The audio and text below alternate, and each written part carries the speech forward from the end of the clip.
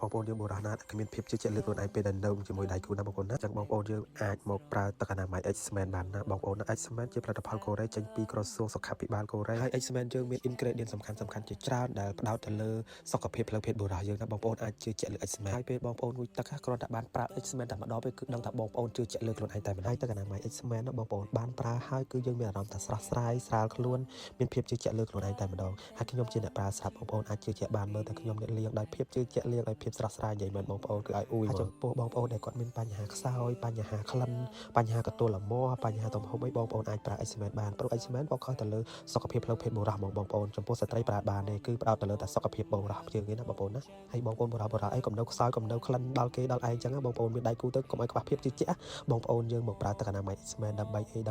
ដល់ភាពជឿជាក់លើបុរសយើងព្រោះបុរសយើងសំខាន់ខ្លាំងណាស់តំបន់សម្ងាត់ហ្នឹងបើអន់ហើយគឺចប់ហើយបងប្អូនចឹងបងប្អូនមកប្រើទឹកអនាម័យ X-Men